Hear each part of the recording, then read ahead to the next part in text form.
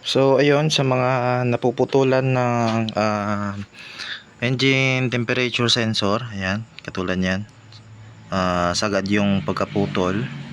And then malalaman nyo naman yan pag nagkaroon tayo ng code 28 dito.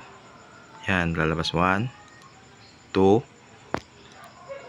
tapos 1, 2, 3, 4, 5, 6, 7, 8. Yan, sa 8.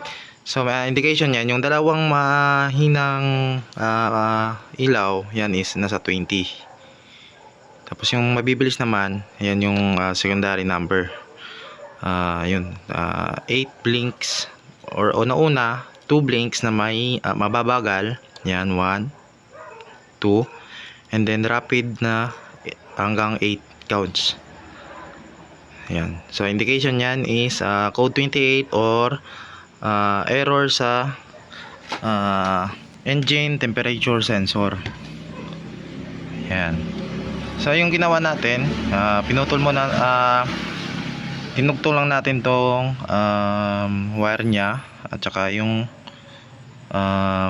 dulo is dyan natin sinuksok sa pinaka socket nya. Ayan. Gumamit lang tayo ng wire ng sirang charger. Ayan. Yung haba niya is up to 3 inch. Ayan. So ayun,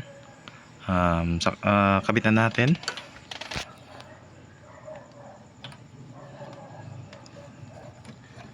Kabit natin yung kanyang engine temperature sensor na naputulan.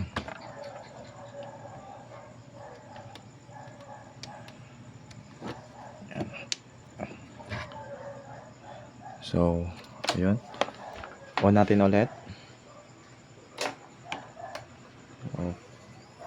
Okay, so ayun, wala na yung kanyang check engine indication. So ayun, goods na ulit. Ganun lang kabilis.